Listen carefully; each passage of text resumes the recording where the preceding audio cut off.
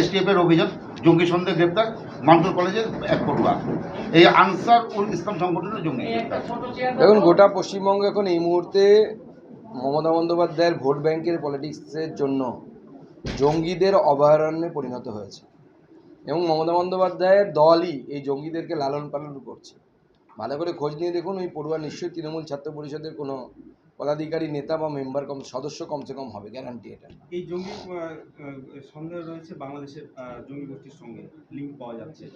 খাগড়াগড়ের পর আবার কিন্তু এই একই বাংলাদেশ জোট, সেটাও কিন্তু উঠে আসছে। দেখুন, এই আমরা আগেও বলেছি, বাংলাদেশের জঙ্গি গোষ্ঠীর সাথে জড়িত লোকেদেরকে তৃণমূল কংগ্রেস লোকসভাতেও টিকিট দিয়েছে, যাদের সাথে অভিযোগ আছে যে যারা জড়িত। তো এই ধরনের ঘটনা বারবার ঘটছে। পশ্চিমবঙ্গের সিকিউরিটির সাথে, আন্তরিক সুরক্ষার সাথে কম্প্রোমাইজ করা হচ্ছে। আপনারা জানলে অবাক হবেন, রিসেন্টলি মানে আজকেই গুজরাটের হোম মিনিস্টার তিনি একটি টুইট করেছেন, গুজরাট পুলিশ একজন পশ্চিমবঙ্গবাসীকে গ্রেপ্তার করেছে, যে আমিও সোশ্যাল মিডিয়ায় বিষয়টি ঢেলে দিয়েছি, যে বাংলাদেশ থেকে এসে মুসলিম হয়ে সরকার পোষিত মাদ্রাসাতে, পশ্চিমবঙ্গ সরকারের সাহায্যপ্রাপ্ত মাদ্রাসা থেকে হিন্দু সার্টিফিকেট নামের সার্টিফিকেট বের করে নিয়ে গুজরাটে এতদিন থাকছিল। তাকে গ্রেপ্তার করেছে গুজরাট পুলিশ। আজকে গুজরাটের যিনি হোম মিনিস্টার সাংভি সাহেব, তিনি সেটা টুইট করেছেন সোশ্যাল মিডিয়ায়। আপনারাও পেয়ে যাবেন কিছুক্ষণের মধ্যে। আমি সেটাকে রিটুইট এবং সেখানে আমার বক্তব্য রাখছি। নিট ইউজি পরীক্ষায় দুর্নীতি, সিবিআই তদন্তের নির্দেশ। সিবিআই তদন্তের নির্দেশ কেন্দ্রীয় শিক্ষামন্ত্রকের। ইউজিসি নিট এবার তদন্ত সিবিআই নয়া আইনে, নতুন আইনে এই তদন্ত হবে। দেখুন, এই নয়া আইনে তদন্ত হলে যারা অপরাধী তারা 10 বছরের সশ্রম কারাদণ্ড, 1 কোটি টাকা জরিমানা, এই ধরনের কঠিন শাস্তির মুখে পড়বে। এতদিন পর্যন্ত যে আইন ছিল সেই আইনে শাস্তি খুব সীমিত বা অল্প থাকার জন্য অনেকেই বারবার এই ধরনের অপরাধের সাথে জড়িত হয়ে পড়ত। আমার মনে হয় এর ফলে এই আইন যদি যেভাবে প্রযোজ্য হবে, যারা এই কোশ্চেন লিকের ব্যবসা করে তাদের জমানো সঞ্চিত অর্থ একবার ধরা পড়লে পরেই সরকার ক্রোক করে নিতে পারবে।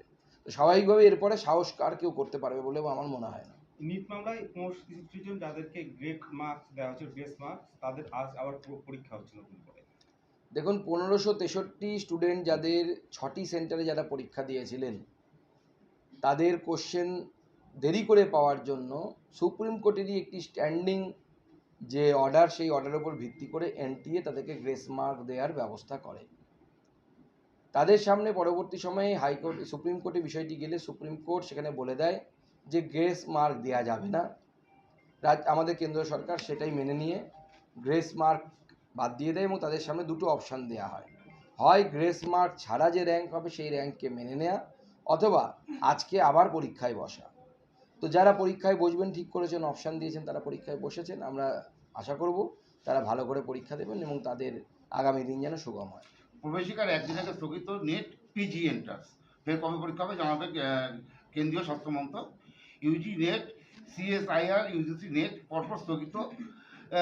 এনবিই পরিচালিত নিট পিজি এন্ট্রান্স স্থগিত রয়েছে।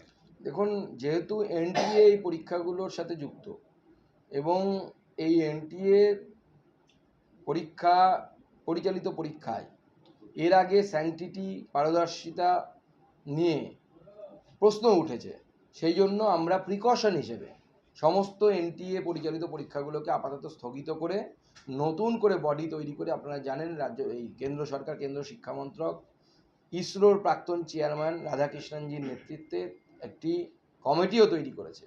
সেই কমিটি সমস্ত বিষয়ে সিদ্ধান্ত নেবে। তার রিপোর্ট দেখে আমরা সিদ্ধান্ত নেব।